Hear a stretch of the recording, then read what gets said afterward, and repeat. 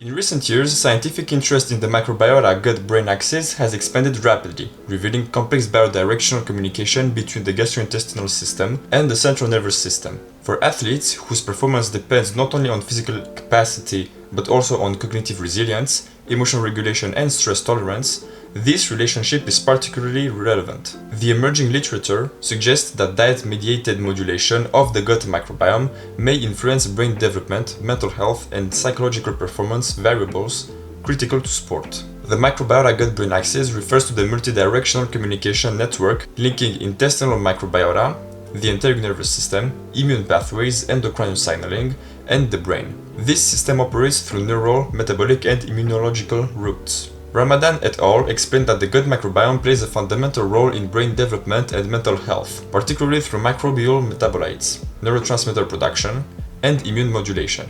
This study says that microbial signaling influences neurogenesis, synaptic plasticity, and stress responsiveness, indicating that gut composition may shape cognitive and emotional outcomes across the lifespan. Mohajeri et al. Backed this perspective by emphasizing that gut bacteria produce neuroactive compounds, including gamma-aminobutyric acid, GABA, serotonin precursors, and short-chain fatty acids, which can affect brain function and behavior. Mohajeri et al. Backs Ramadan et al. By showing that microbial metabolites can cross the blood-brain barrier or act indirectly through vagal nerve signaling. Chakrabarti et al. Further expand the model, stating that communication occurs via neural pathways, especially the vagus nerve, endocrine responses, example, cortisol regulation, immune signaling, cytokine modulation, and the microbial metabolites.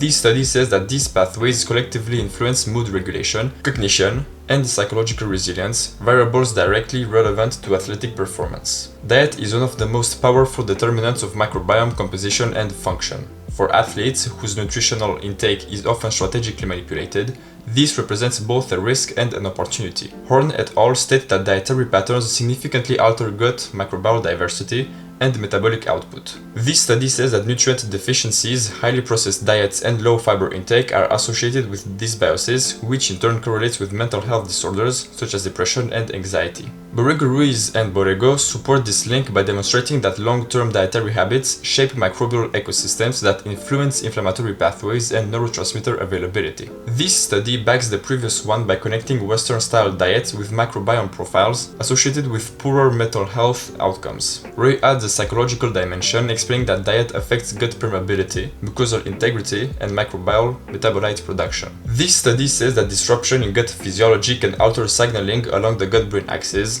potentially impairing stress responses and cognitive function. For athletes, dietary extremes, whether restrictive cutting phases or high-energy bulking diets, may therefore influence not only physical but also psychological readiness. Microbial metabolites are key mediators between gut activity and brain outcomes. Ramadan et al. Highlight short-chain fatty acids, SCFAs, particularly acetate, propionate, and butyrate, as critical regulators of neuroinflammation and blood-brain barrier integrity. This study says that SCFAs support neural health and may reduce neuroinflammatory processes linked to mood disorders. Mohajeri et al. Reinforced this by showing that microbial metabolism affects tryptophan availability, a precursor of serotonin. These two studies explain that altered serotonin pathways can influence sleep, motivation, and emotional stability, factors essential for training consistency and competition readiness. Chakrabarti et al. Add that microbial metabolites also regulate the hypothalamic pituitary adrenal HPA axis. This study says that gut dysbiosis may heighten cortisol responses to stress,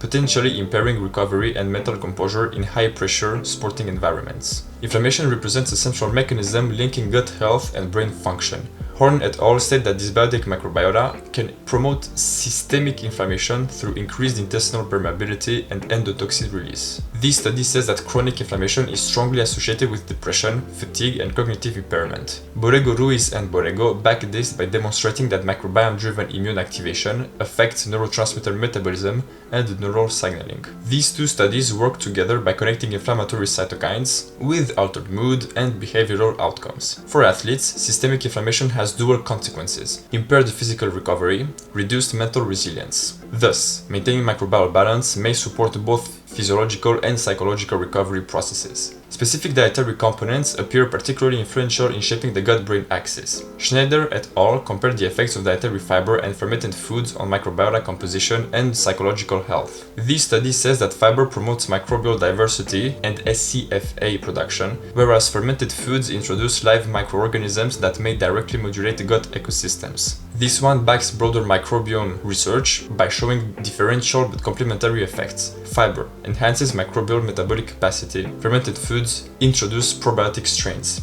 Together, they may improve mood regulation, cognitive clarity, and stress tolerance. For athletes, these outcomes translate into practical benefits such as improved focus during training, better emotional regulation under pressure, enhanced recovery through anti-inflammatory effects. So like I said in my first nutrition video, which talks about the foundations of nutrition, macronutrients and micronutrients, I'm not a fiber guy. I think that fiber is not that great, so I won't talk about it here. I talked about it in my first nutrition video, but basically I haven't ate fiber in a long time, where especially from vegetables. Fruits I eat because they have a benefit of glucose and some other vitamins and minerals, but basically vegetables I stopped eating them like on a regular basis, and I'm healthier than ever and I'm stronger than ever, and I see more progress as an athlete than ever. So it's up to you. Try, don't try. Noodles, don't noodles.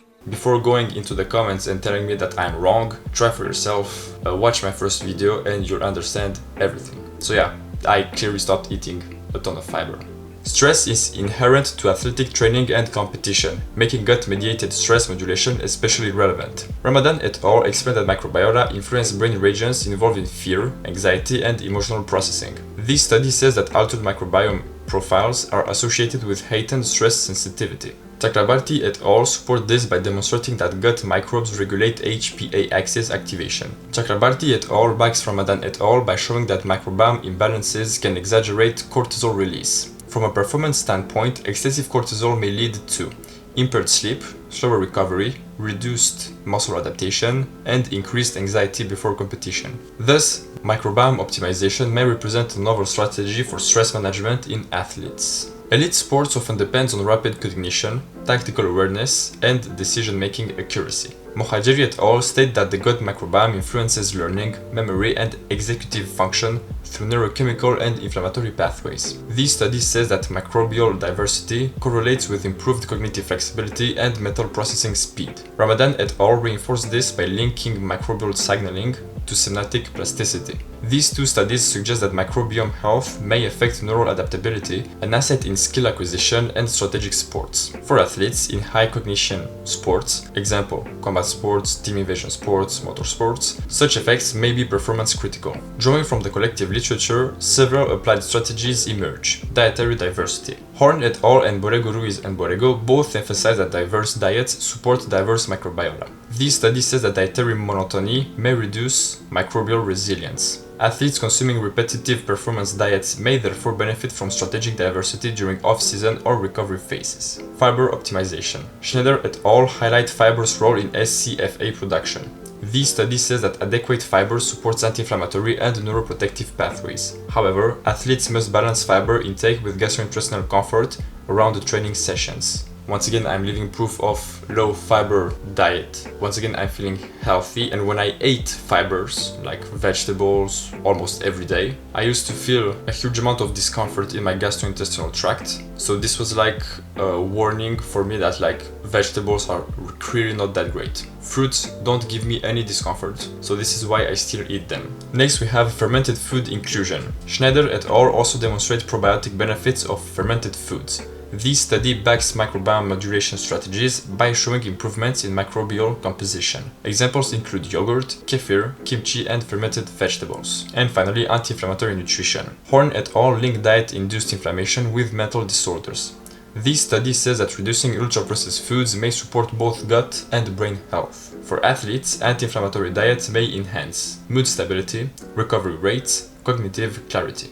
Despite rapid progress, several knowledge gaps remain. Chakrabarty et al. State that causality is still difficult to establish due to microbiome complexity. This study says that individualized responses require personalized nutrition models. Roy adds that gut physiology variability complicates universal dietary prescriptions. The two studies both emphasize the need for athlete-specific microbiome research. Future investigations should explore sport-specific microbiome profiles, effects of extreme training loads, travel and competition stress on gut health, and microbiome-targeted supplementation. So like it is stated here, there is a microbiome complexity, which means that my body will respond differently to different types of food than your body. So this is why I always say, before telling me in the comments that yeah, you are wrong about fiber, please go and try for yourself for months before saying anything. Because if you try 1 week, it won't do anything. So yeah, try for months and then you can have a proper opinion. The literature collectively demonstrates that the microbiota gut-brain axis plays a significant role in mental health, cognitive function, and stress physiology, domains central to athletic performance. Ramadan et al. Show that gut microbes influence brain development and emotional regulation. Mohajeri et al. Back this by detailing neurochemical mechanisms. Chakrabarty et al. Expand the communication pathways involved. Horn et al. And Borrego Ruiz and Borrego connect diet, dysbiosis, and mental disorders. Schneider et al. Highlight the distinct benefits of fiber and fermented foods, while Roy underscores the physiological foundations linking diet to gut-brain signaling. Taken together, these studies suggest that nutritional strategies targeting microbiome health may enhance not only physical readiness, but also psychological resilience, cognitive performance, and stress tolerance in athletes. As research advances, integrating gut-brain science into sports nutrition frameworks may become a key component of holistic performance optimization. So ladies and gentlemen, that was everything I had to say. If you want to see here another, let's see, more scientific video, more study-focused video, let me know in the comments, and we'll meet next time for some other video. And like always, take care.